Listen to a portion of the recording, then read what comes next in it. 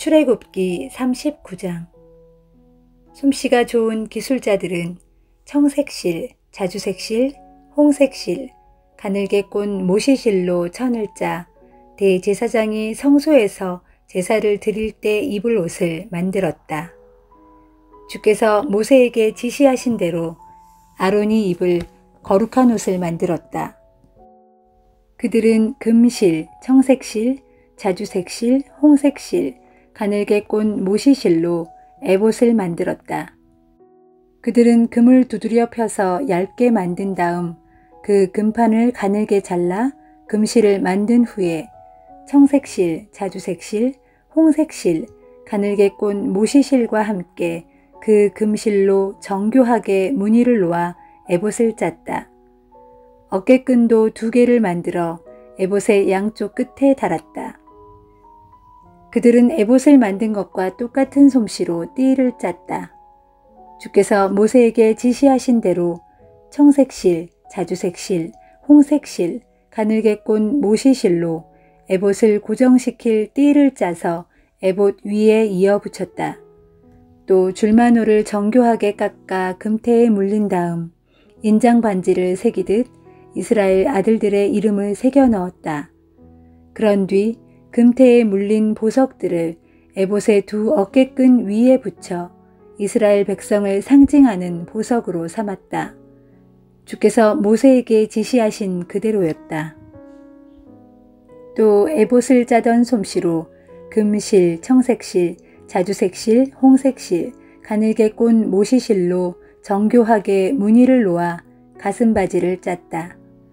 가슴바지는 네모 반듯했는데 2 겹으로 길이와 폭이 모두 한 뼘씩 되게 만들었다. 가슴바지에 12개의 보석을 4줄로 물렸다. 첫째 줄에는 홍옥수, 황옥, 취옥을, 둘째 줄에는 홍옥, 청옥, 백수정을, 셋째 줄에는 풍신자석, 만호, 자수정을, 넷째 줄에는 감남석, 줄만호, 벽옥을 물렸다. 이 12개의 보석을 모두 금태에 끼워 박았다. 그리고 이 보석들의 인장 반지를 새기는 솜씨로 이스라엘 12지파의 이름을 각각 하나씩 새겨 넣었다. 또 가슴바지를 매달 순금 사슬은 노끈처럼 꼬아서 만들었다. 금태 2개와 금고리 2개를 만들어 금고리 2개를 가슴바지 양쪽 끝에 달았다.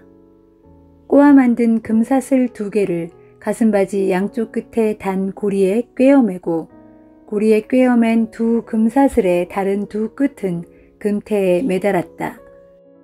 그들은 그 사슬들을 에봇의 2 어깨끈 위에 달아 그 앞쪽으로 늘어뜨렸다. 금고리 2개를 만들어 그 금고리들을 에봇의 안쪽 면과 겹치는 경계 부분인 가슴바지 양 끝에 달았다. 또 금고리 2개를 더 만들어 그 금고리들을 에봇 밑에 양쪽 어깨끈 앞에 달았다. 그곳은 정교하게 짜 만든 에봇띠의 위쪽이었다.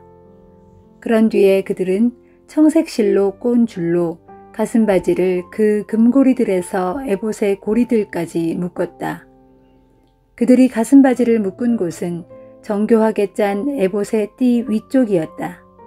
그렇게 묶음으로써 가슴바지를 에봇에서 떨어지지 않게 했다. 다 주께서 모세에게 지시하신 그대로였다.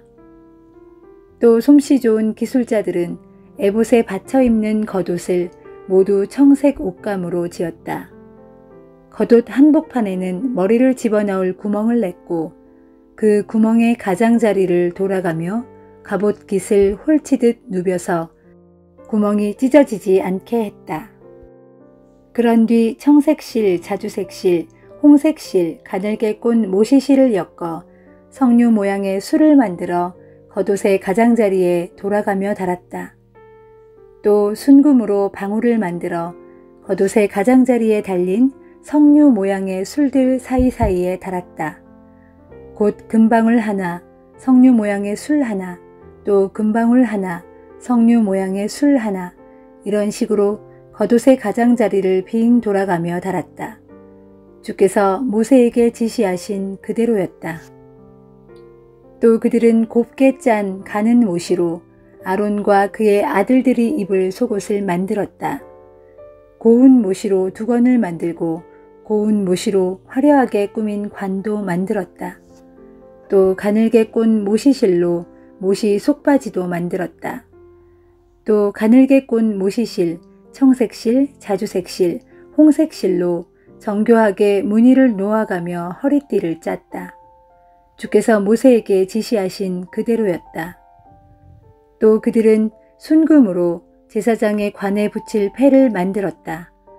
그 패에는 인장반지를 새기는 솜씨로 주께 성결이라는 문구를 새겨 넣었다. 그런 다음 이 패를 청색실로 꼰 줄에 매어 관 앞면에 붙였다. 주께서 모세에게 지시하신 그대로였다. 이리하여 성막, 곧 만남의 장막 공사가 모두 끝났다. 주께서 모세에게 지시하신 것을 그대로 다 실행했다. 성막을 만든 기술자들은 성막뿐만 아니라 성막에 딸린 모든 기구들을 모세에게 가져왔다. 성막에 딸린 갖가지 기구들은 다음과 같다. 갈고리, 널빤지, 가로대, 기둥, 기둥 밑받침, 붉은 물을 들인 수디양 가죽으로 만든 덮개, 오소리 가죽으로 만든 덮개, 증거궤를 가리는 휘장, 증거궤, 채, 속죄판, 상, 그 상에 딸린 모든 기구들, 제사에 쓸 빵, 순금 등잔대, 거기에 올려놓을 등잔, 등잔대에 딸린 갖가지 기구들, 등잔 기름, 금으로 만든 분향제단, 성별하기 위해 머리에 붓는 거룩한 기름, 좋은 향내를 풍기는 향, 장막문에 칠 휘장, 노쇠 번제단, 노쇠 그물망, 채, 번제단에 딸린 갖가지 기구들, 놋 물두멍과 놋 받침대, 울타리에 칠 휘장, 기둥과 그 밑받침, 울타리 정문에 칠 휘장, 그 휘장을 치는 데 쓸 줄과 말뚝, 이 밖에도 성막,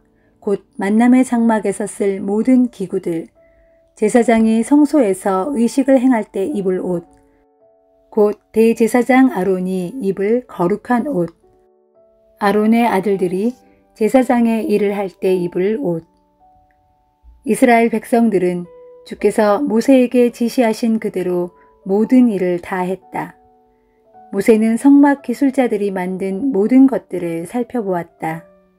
모든 것들이 주께서 지시하신 그대로 다 된 것을 알고 모세는 그들에게 복을 빌어 주었다. 요한복음 18장. 기도를 마치신 후 예수께서는 제자들과 함께 기드론 골짜기를 건너 맞은편에 있는 올리브나무가 우거진 동산으로 들어가셨다. 예수께서는 전에도 제자들과 함께 가끔씩 그곳에 가신 일이 있었으므로 예수를 배반하게 될 가룟 유다도 그 장소를 잘 알고 있었다. 그래서 가룟 유다는 대제사장들과 바리새파 사람들이 딸려보낸 한 무리의 군인들과 경비병들을 이끌고서 그곳에 도착했다. 그들 무리는 횃불과 등불과 무기를 들고 있었다. 예수께서는 자신에게 닥쳐올 일을 다 아시고는 앞으로 걸어나가서 물으셨다. 당신들은 지금 누구를 찾고 있소? 그들이 대답했다. 나사렛 사람 예수요. 예수께서 그들에게 말씀하셨다. 내가 바로 그 사람이요. 그 자리에는 예수를 팔아넘긴 배반자 가룟 유다도 그들과 함께 서 있었다. 예수께서 내가 바로 그 사람이요 라고 말씀하시자 그들은 그 말씀에 놀라 뒤로 물러나며 땅바닥에 넘어졌다. 예수께서 다시 그들에게 물으셨다. 당신들은 지금 누구를 찾고 있소? 그들이 다시 대답했다. 나사렛 사람 예수요. 예수께서 그들에게 말씀하셨다. 내가 바로 그 사람이라고 하지 않았소. 당신들이 찾고 있는 사람이 바로 나라면 나와 함께 있는 이 사람들은 가게 하시오. 예수께서 이렇게 말씀하신 것은 아버지께서 내게 주신 사람들은 단 한 사람도 잃지 않았습니다 하고 기도하신 그 말씀을 이루기 위함이었다. 이때 칼을 가지고 있던 시몬 베드로가 재빨리 칼을 빼어 대제사장의 종을 힘껏 내리쳐서 그의 오른쪽 귀를 잘라버렸다.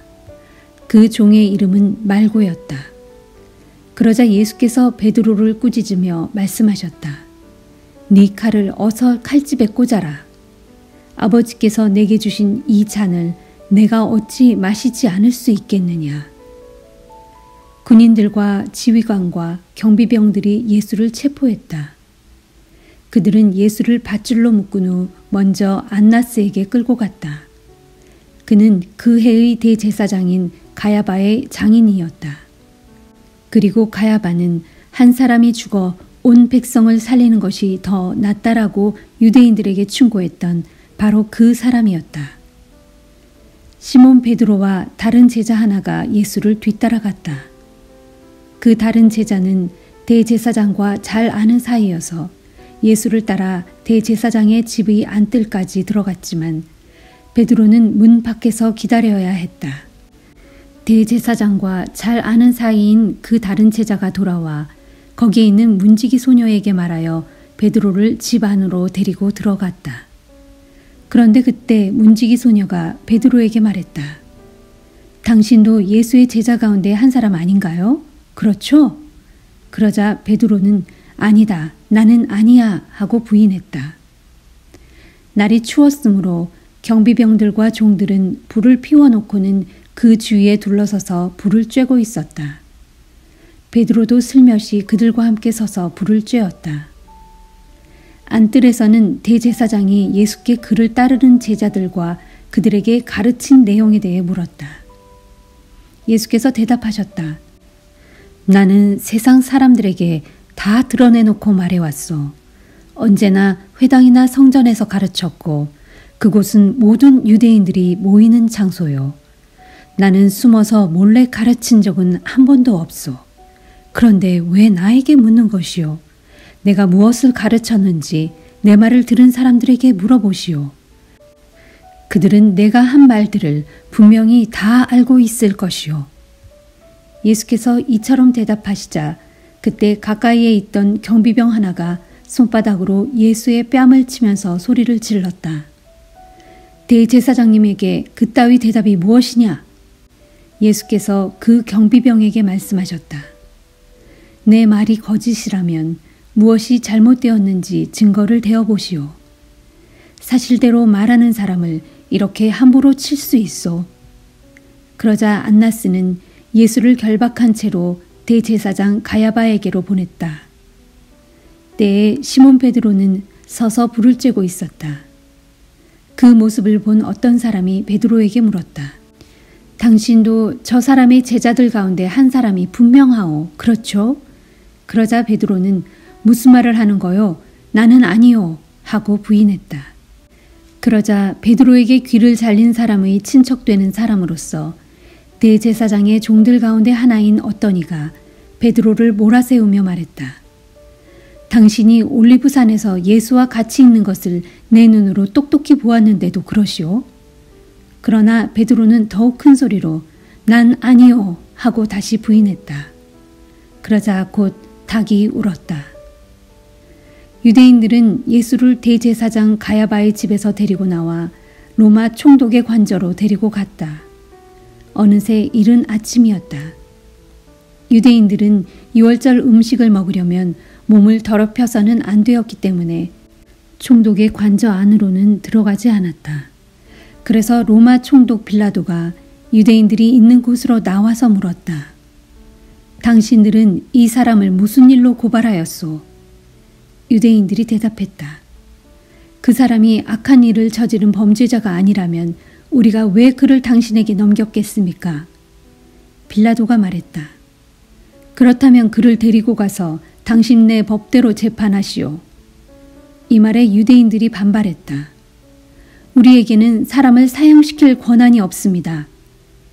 이로써 예수께서 자신이 어떻게 돌아가실 것인가에 대해 이야기하신 그 말씀이 이루어지게 되었다. 총독 빌라도는 자신의 관저 안으로 돌아가 예수를 자기 앞에 불러다 세워놓고 물었다. 네가 유대인의 왕이냐? 예수께서 빌라도에게 되물으셨다. 지금 그 말은 당신의 생각에서 나온 것이요 다른 사람들이 나를 두고 당신에게 한 말이요. 빌라도가 말했다. 너는 내가 유대인인 줄 아느냐? 너희 동족과 대제사장들이 너를 내게 넘긴 것이다. 너는 도대체 무슨 일을 저질렀느냐? 예수께서 대답하셨다. 내 나라는 이 세상에 속하지 않소. 만약 그랬다면 내 종들이 싸워서 내가 유대인들에게 체포되지 않도록 능히 막았을 것이요. 하지만 내 나라는 이 세상에 속한 것이 아니고 다른 곳에 있어. 빌라도가 또 물었다. 그러면 네가 왕이란 말이냐? 예수께서 말씀하셨다. 그렇소. 당신의 말대로 나는 왕이요. 사실 나는 진리를 증거하기 위해 태어났고 그 일을 하려고 이 세상에 왔소. 그러므로 누구든지 진리 편에 서 있는 사람들은 모두 내 말을 듣소. 빌라도가 또 물었다. 진리가 무엇이냐? 이 말과 함께 빌라도는 다시 유대인들에게로 나가서 그들에게 말했다. 나는 그 사람에게서 아무런 죄도 찾지 못했소. 그러니 이렇게 하면 어떻겠소? 해마다 6월절에는 죄수 1명을 놓아주는 관례가 있는데 이번에는 저 유대인의 왕을 놓아주는 것이 어떻겠소? 그러자 유대인들이 큰 소리로 외쳤다. 안 됩니다. 그 사람은 절대로 안 됩니다. 바라바를 놓아주십시오. 바라바는 강도였다. 잠언 15장. 부드러운 대답은 분노를 가라앉혀도 거친 말은 화를 돋운다. 지혜로운 사람의 혀는 선한 지식을 널리 베풀지만 어리석은 자의 입은 어리석음만 마구 쏟아낸다. 주님의 눈은 어디든지 있어 악한 사람과 선한 사람을 모두 지켜보신다. 부드럽고 따뜻한 말은 사람에게 생기를 주는 생명나무와 같지만 가시돋친 잔인한 말은 사람의 마음을 갈기갈기 찢어놓는다. 어리석은 사람은 아버지의 훈계에 콧방귀를 끼지만 지혜로운 사람은 아버지의 꾸지람을 마음에 깊이 새긴다. 의인의 집에는 많은 재물이 수북히 쌓이지만 악인의 소득은 도리어 고통만 불러온다. 지혜로운 사람의 입술은 선한 지식을 널리 퍼뜨리지만 어리석은 자의 혀는 마음속의 어리석음을 널리 드러낼 뿐이다. 악인의 제사는 주께 역겨움만 잔뜩 안겨다 줄 뿐이지만 정직한 자의 기도는 주께 큰 기쁨을 안겨준다. 악인의 길은 주께서 아주 싫어하시지만 의를 추구하는 자들의 길은 주께서 무척 사랑하신다.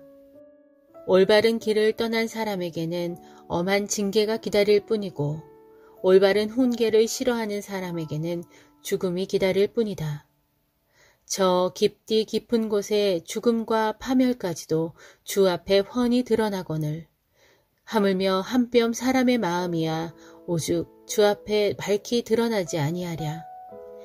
우쭐대는 거만한 자들은 자신을 책망하는 사람을 싫어하고 지혜로운 사람을 찾아가 물으려 하지도 않는다.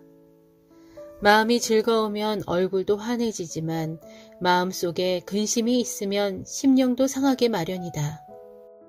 지각 있는 사람은 힘써 지식을 구하지만 어리석은 자의 입은 자기의 어리석음만 먹고 산다.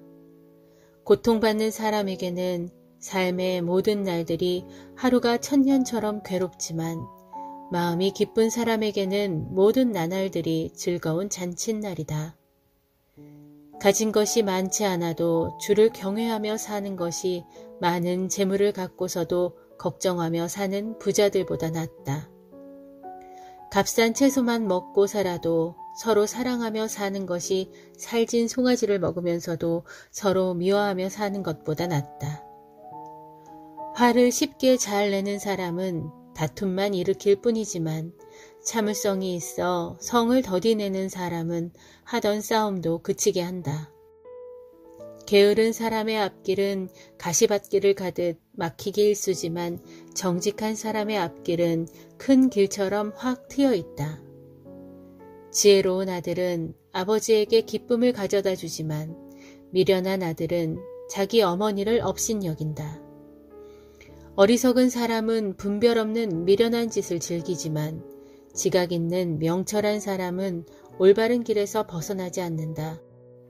의논 없이 쉽사리 세운 계획은 실패하기 마련이지만 많은 조언자들의 다양한 의견을 잘 모아 세운 계획은 성공을 보장한다.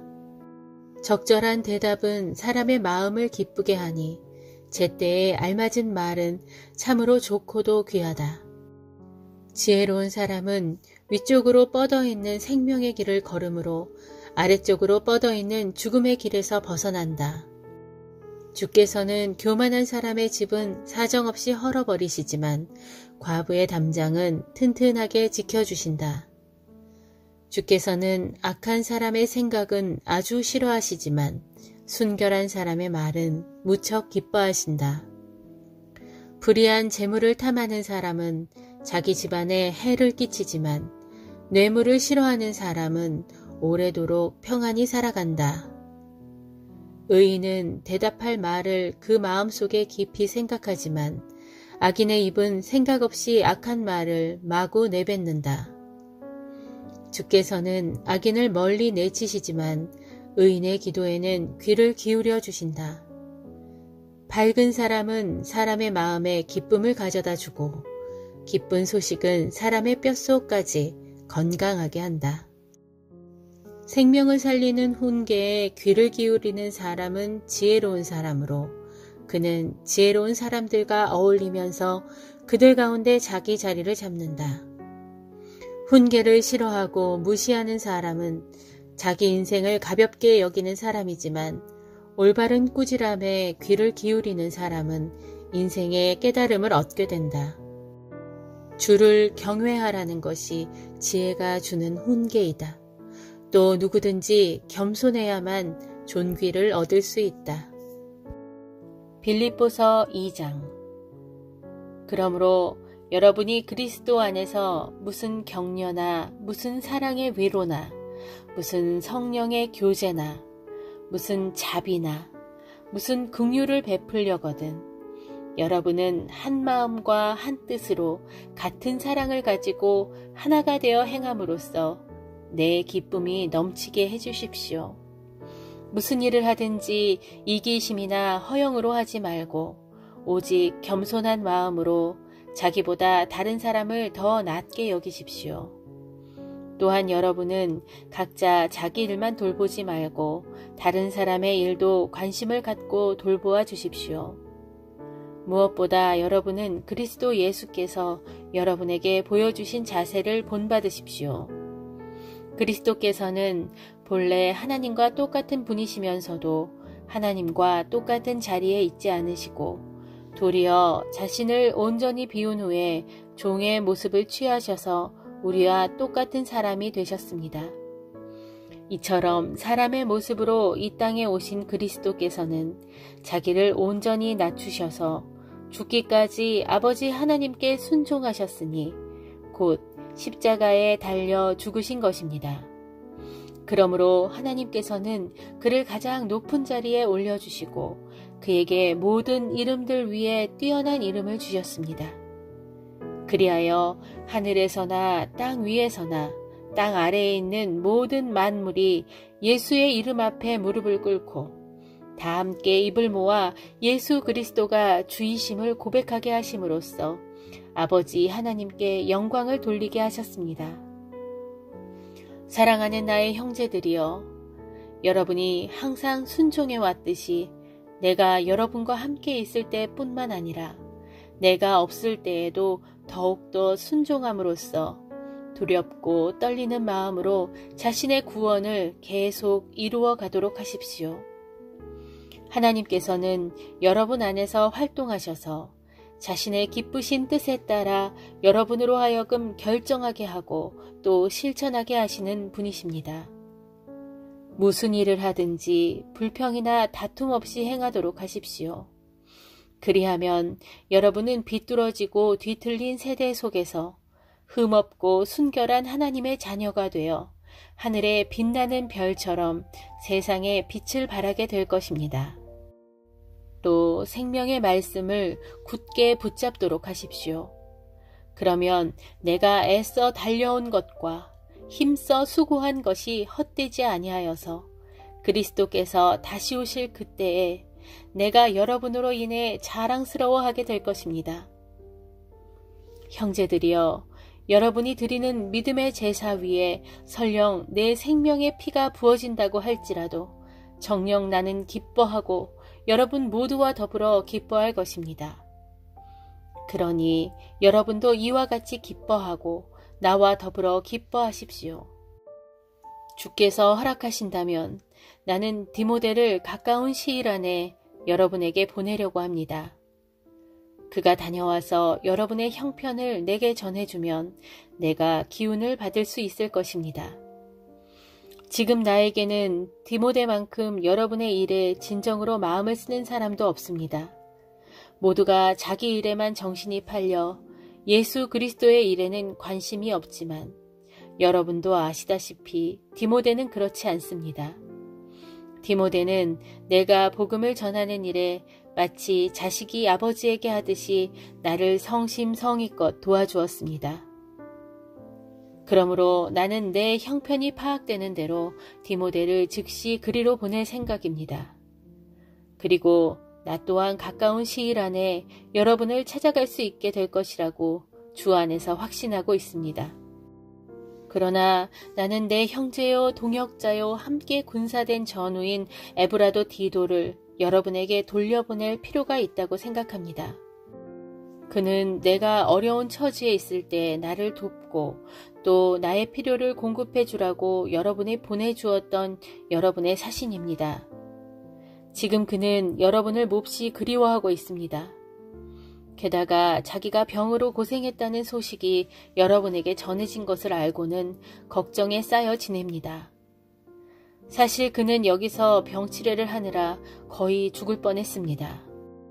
그러나 하나님께서 그를 보살펴 주셨습니다. 이처럼 하나님께서는 그에게뿐만 아니라 나에게도 자비를 베푸셔서 슬픔 위에 또 슬픔이 겹치지 않도록 해주신 것입니다. 그런 이유로 나는 서둘러 에바브로디도를 여러분에게 돌려보내려고 합니다. 여러분이 그를 만나 기뻐하는 모습이 눈에 보이는 듯합니다. 그렇게 함으로써 나 역시 걱정을 한시름 덜게 될 것입니다. 그러므로 여러분은 주 안에서 기쁜 마음으로 그를 영접해 주십시오. 그런 사람은 귀한 대접을 받아야 마땅합니다. 진실로 그는 그리스도를 위해 일하다가 거의 죽을 뻔하였고 멀리 떨어져 있는 여러분을 대신하여 자기 목숨을 아끼지 아니하고 내 일을 힘껏 돌보아 주었기 때문입니다.